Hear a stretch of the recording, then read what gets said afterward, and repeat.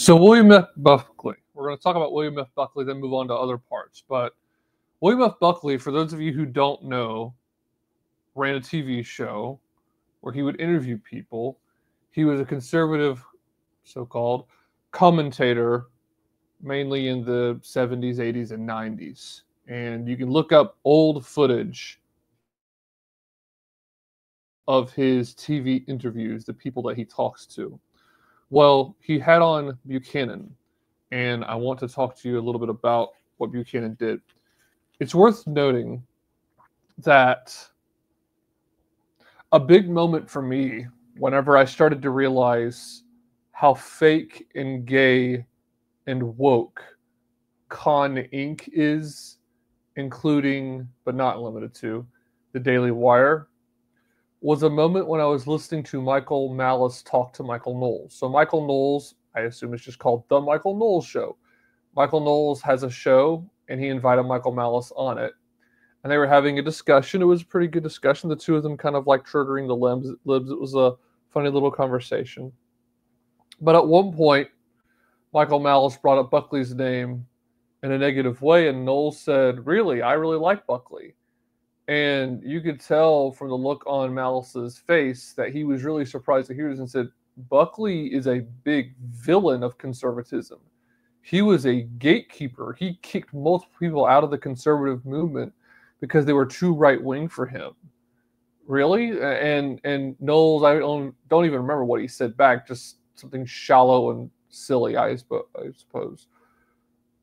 But that's the kind of commentary you get from Michael Knowles. And I've brought this up several times, but I'm bringing it up now because it's relevant. Most conservatives don't realize what I'm about to tell you. So there's a National Review article in 2015 titled Why We Should Recognize Same-Sex Marriage. This is just kind of something Malice brings up to show how the right moves toward the middle, or conservative movement in general. So there's some things that were written here. Buckley basically devoted an entire issue of National Review to an essay lambasting Buchanan titled In Search of Anti-Semitism, which he expanded into a short book the following year. So what does this have to do with? I'm reading the book right here now. Buckley and Buchanan wrote a 1990 New York Post article questioning some aspects of Holocaust history. Nixon went on the air to defend Buchanan, insisting that he's not an anti-Semite, which was fairly indisputable proof that he was. Holocaust denial is far more often couched as Holocaust skepticism, just asking questions, and Buckley was having none out of it. Then it goes on to say what I just told you. He devoted an entire issue of National Review to an essay lambasting Buchanan titled In Search of Anti-Semitism, which he expanded into a short book the following year. This one went on, Michael Malice writes, so it was that by 1991, both Rothbard and Buchanan were pariahs in their own way and had nothing to lose. It seemed inevitable that George H.W. Bush would be the Republican nominee again. In the wake of the Gulf War, he had posted approval ratings of around 90%, an unprecedented number. It also seemed rather certain that Bush would be reelected, as no one on the Democratic side had anything close to his political stature. So that is how Buckley treated Buchanan. You know, the more things change, the more they stay the same. Because there's a difference. I really do believe there is a difference between looking at specifics of the Holocaust, saying, okay, how many of these people died of typhus and how many of them died because they were murdered or just killed because they were in combat, things like that. Because a number of people in the Russian army were Jewish. Not really that many, very few. You see way more people in leadership in the Communist Party of the Soviet Union that were Jewish than you do actually see foot soldiers, but there were some. But it's one thing to ask questions about, okay, how many of them died of typhus and what were the actual numbers, and do some history, do some deep digging and some reading. But it's impossible to do so when you live in a culture, when you live under a regime that smashes you down and says you cannot question anything. Oftentimes, we're told here on the right that the Nazis stopped all political discourse. that the Nazis were censorious, that if you dare to say anything they didn't like, you were questioned or arrested or sent to a work camp or killed. And yet, when you look at the regime we live under right now, when you look at the gay race communist regime we're under, the liberal progressive new world order that we're living under, it sounds a lot like a regime that we were told about in our history class when we covered World War II. We're often told this is what fascism and National Socialism are, when really, when you put on the they live glasses, you realize, no, we're actually living that right now. If you say the wrong thing, you get fired. If you say the wrong thing, you can get debanked. Mark Andreessen has talked to Joe Rogan about that. Now, of course, I believe in the Bible, blessed are the peacemakers, for they shall be called sons of God. There are people that are evil, who are provocative for its own sake, who do things like tell 1488 jokes in poor taste. Not to say that we can't have a dark sense of humor and laugh about it as a joke, not as something that we hold to as, oh, this is truth. But there are people in bad taste that should be condemned and not really taken seriously because they're just kind of these edgelords on Gab or even some of these edgelord types on Twitter. But when you look at this book I read just a bit ago, these are Michael Malice's words, there is fairly indisputable proof that Pat Buchanan was an anti-Semite. And this is more name-calling. This is just more stuff that is just the same. This is one of the reasons I don't really call myself like a Michael Malice anarchist, and I am not an anarchist of any kind or a libertarian of any kind, but I don't particularly consider myself an admirer of Michael Malice. I think he can be very funny, but it's also not particularly surprising he's going to say this, because all you got to do is look up Michael Malice's heritage. Yeah. So with that being said, that was the interaction between Pat Buchanan and William F. Buckley, how he was treated. Now, this is something else that I wanted to cover. We're going to now move on from Buckley and talk a little bit more about Buchanan. So Buchanan, in his book, and the reason I'm bringing this up is because Malice actually talks a lot about Buchanan here. Malice is very critical. Excuse me. One second. Malice is very critical of Buchanan. He doesn't like the fact that he has the views that he holds to on immigration. And there's not really any good reason given, I will add. There really isn't. Whenever you read this book, you will ask yourself, okay, Malice, I understand that you disagree with Pat Buchanan's views on immigration. But why? What is your positive case for the alternative? The only thing you could sort of say would be, all right, well, are you just saying to basically listen to people smarter than you? People like, oh, what's his name? Brian Kaplan, who I don't agree with when it comes to immigration at all, but he's a smart guy. He's an economist, and he makes his case for open borders, and you could agree with it or disagree with it. Of course, I strongly disagree with it. But Michael Malice doesn't actually make cases. I mean, he says some things to critique Buchanan, but doesn't actually make the positive case for why we should basically have no government-controlled borders and allow multiple people to come in here. So I wanted to read this part. This is in, oh boy, let me find the chapter of this part of the book. So this is, okay, almost there. Sorry, guys. Chapter 9 of the book. Death of the West is a book that Pat Buchanan wrote. I actually have it. Michael Malice says here, as such, it's very hard to critique a right-wing book that is actually crackpot, simplistic, and outdated without sounding like a leftist. I want to pause here and say that Michael Malice's critiques of this do sound like a leftist, and you're going to see what I'm talking about. To continue with what Michael Malice is saying, yet Death of the West, again, this is by Pat Buchanan, is all those things to a great extent, combined with spot-on analysis and insight. Like so much else of the new right, it's very much a mixed bag. To begin with, Buchanan repeatedly uses a trick to make claims without taking the responsibility of making them. The use of rhetorical questions that are anything but. This is a quote from Buchanan. Is Western civilization about to follow Linden's empire to the same inglorious end? End quote. Quote, are we in the twilight of the West? End quote. Buchanan wonders. Without waiting for an answer, he quickly assumes the positive and then asks, is the death of the West irreversible? End quote.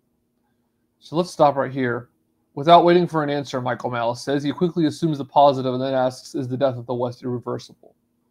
You will find, though, even in the course of this chapter of The New Right by Michael Malice, that Pat Buchanan is making his case.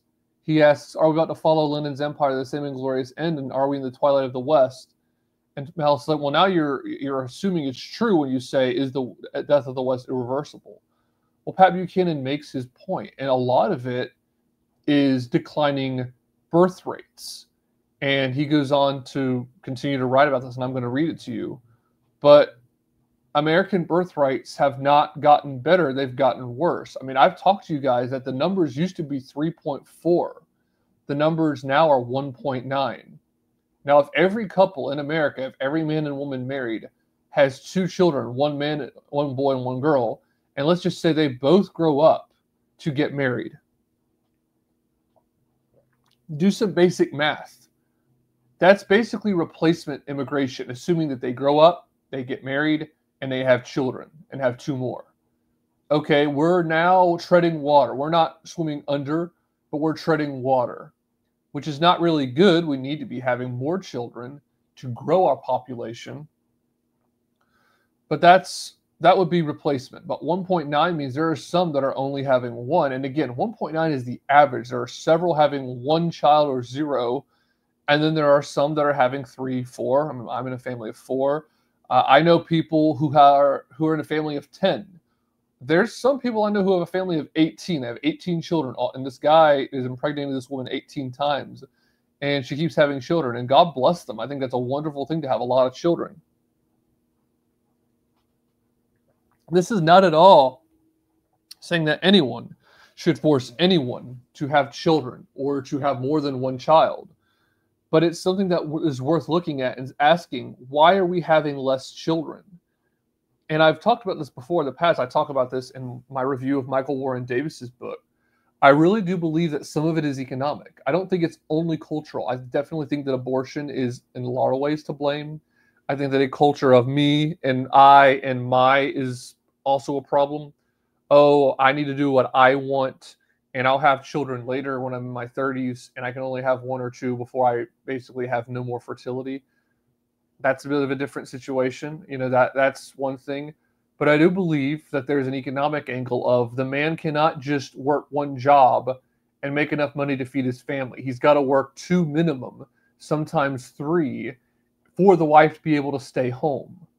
And in many cases, what they end up doing is he works his job, she goes out on maternity leave, has her children, or her 1 child in some cases, puts the child in daycare, and then goes back to work so that they can make ends meet.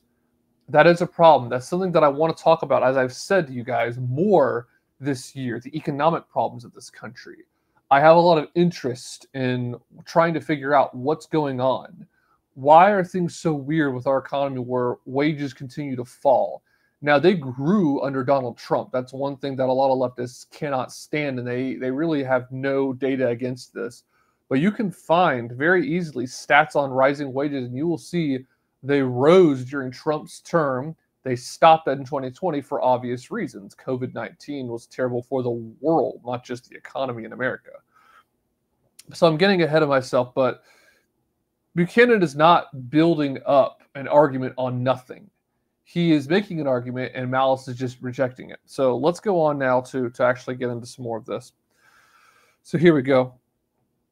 Michael Malice writes, Buchanan's logic is remarkably similar to that of Al Gore and his global warming associates. It breaks down like this. 1. Civilization is under unprecedented existential threat. 2. The only way to stop this threat from being realized is via a complete reordering of society, which is admittedly impossible. 3. Since our political systems won't allow us to undertake the massive changes that are necessary, we can at least effect incremental changes in the right direction. 4. Said changes won't actually stop the existential threat from being realized, but for some never explained reason we should do them anyway. Okay, we'll stop. I'm going to stop Michael Malice right there, and I'm going to respond to this a little bit. So, civilization is under unprecedented existential threat. It should be reasonable, in many people's minds anyway, half the country, to say that the idea of the world getting hotter on data that is shaky, on data that the man who started the Weather Channel rejects, that is different than the fact that people are having less children at not even replacement levels. One is fear-mongering that might actually have some truth to it. There's people like Curtis Yarvin who say that he's what is he called, like a lukewarmist. He thinks that the world is getting hotter, but it's not. It's kind of inconsequential to human life. It's not really going to affect us that much. That's more or less what Glenn Beck says at one point. He talks about all the millions of people that die of hypothermia every year, and says if the world actually does get a little bit warmer, even if it did, it wouldn't be that big of a deal. I really don't believe. I'm full-blown denier over here. I really don't believe that it's actually getting worse. I think it's all a big pattern, that things get warmer, then things get colder. That's my viewpoint on it. So people should be able to see the distinction between, okay, this over here, which has to do with the weather, going to wipe out the human race. Oh no, to the fact that birth rates are declining, and that we're not going to have a country, we're not going to have a nation if people stop having children. If people go from having 1.9 to 1 or 0.9 or 0.5, meaning the rate drops down so much that the average is 0, but then there's some outliers who have like 5 or 6, and that brings it up a little bit, and then most people only have 1 kid only. You know, if numbers continue to fall, we will have a collapsing population. That is a fact. When we look at the numbers, things have gone down with the population and the number of kids people are having. So Michael Malice is trying to draw a false equivalency. He's looking at an apple and an orange and saying, well, they're both fruit, when he should be saying, no, these are two different things completely. All right, so point 2, this is back to the book. This is what Malice is saying, Buchanan is saying. The only way to stop this threat from being realized is via a complete reordering of society, which is admittedly impossible. So 2 and 3 go together. Let me go ahead and read 3. Since our political systems won't allow us to undertake the massive changes that are necessary, we can at least effect incremental changes in the right direction. Okay, part of when you stop being a boy and grow up to be a man, in other words, when you stop being a libertarian and move toward the right wing, is realizing how politics actually work. This is one issue, and I try not to do too much right-wing infighting here, but this is one issue that I sort of have with Curtis Yarvin. Curtis Yarvin, in his discussion with Christopher Rufo, said a lot of really good things. I probably agree a little bit more with him on certain things than I do with Rufo. I don't particularly like either one of them as far as, do I consider myself a Mulbuggian? No. Do I consider myself a Rufo? And no, I don't. But at the same time, there were things that Yarvin said, which is you've got to just change your whole paradigm of thinking. You're not becoming radical enough, Rufo. There's an element of that is true. Where I would have problems with Yarvin is he does have the mindset. Rufo pointed this out correctly. Yarvin has the mindset of if you do anything to fight this monster, they'll just beat you. And so Rufo says, I see that this as like a excuse for inaction, because your lesson that you're teaching your listeners is when you fight your enemies, they win. And so what logic are you supposed to come to? What conclusion are you supposed to come to other than, well, then just don't fight? And then the other thing that Yarvin says is we basically have to just take over everything, somehow have a dictator come in. And I don't mean even dictator in a negative way. I mean like a king come in here and just sweep everything away, fix everything. And that in the meantime, any kind of incremental change doesn't really do anything because he critiques the incremental change that Rufo makes. In reality, I think you can take some of both. I think that we need to have some small changes. You have to start somewhere. There has to be some incremental change. You have to walk before you can run. And what's an example of this? It took years of these pro-life organizations talking and talking and talking. And I'm sure countless meetings that they spent with Donald Trump. And then what happened? I mean, you're talking about ever since Roe v. Wade came about. But then what happens? All their hard work eventually paid off. All their time spent with Donald Trump. And eventually he chooses Supreme Court justices. He's looking at them and saying, you know what? I'm going to choose this person, and this person. And what do? They get in there and they overturn Roe v. Wade. You have got to move in small steps first. You have to.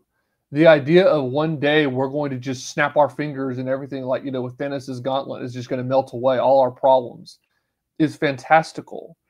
And so, this is the thing. So now we're looking at 3 and 4. So let's look at all three: 2, 3, and 4.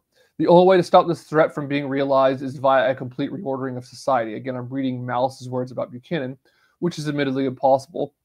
Since our political system won't allow us to undertake the massive changes that are necessary, we can at least affect incremental changes in the right direction. Said changes won't, this is 4 now, said changes won't actually stop the existential threat from being realized, but for some never explained reason, we should do them anyway. So the fourth one, here is where Malice is right, and here's where he is wrong. So where he is right is a lot of people make incremental changes, very small ones, and that's enough. They are content to stop right there. This is part of the problem with conservatives. Conservatives will get into office, lower taxes. They may do a little bit on foreign policy that's marginally better than what the Democrats are doing, maybe if you're lucky. And then they just are content to be right there. Say, well, we reversed a little bit. We're making incremental change, and we're content to stop right there. They won't stop. What it needs to be is exponential. Incremental change squared, incremental change squared, just on and on and on. It needs to be exponential. Because what happens is like a snowball. That snowball is going to get bigger and bigger and bigger. And so he is right when he says these changes won't actually stop the existential threat from being realized, but for some never explained reason, we should do them anyway. So the reason we should do them anyway is because at the starting point, slowing down the car from going off the cliff is not a bad thing. So the whole thing about, conservatives are progressives driving the speed limit is correct. Conservatives are not nearly enough. I cover this in depth when I read The Reactionary Mind by Michael Warren Davis and review it, and also acknowledge The Stupid Party by Clyde M. Wilson, and go on to say that I'm no longer consider myself to be a conservative because it's not good enough. So those are legit critiques that these people are just driving the speed limit. But before you stop the car, at some point when you press the brakes, you are going to drive the speed limit. If you're going 90 and you press the brakes and you're in a 55, at some point the speedometer is going to say 55. But you don't stop there. That's the difference. The conservatives say, we're going 55, we're good. Whereas we want to not only stop this car, but put it into reverse. We want a turning back of the clock here on the right. So we've got to start somewhere. And so this idea, this straw man of, we should do them anyway, even though it won't actually stop this. Well, if you reverse things from being, the birth rate, from being 1.9, you bring it to 2.9 or 3.9, you are moving in the correct direction. Now, where does it need to hover? It needs to hover above replacement levels, really, and probably well above that, so we can continue to grow and have a big population of European-descended old stock Americans. So let's go on into now a little bit more. I wanted to cover those 4 points Malice makes that are really straw men, trying to conflate two things that are completely different. And let me continue.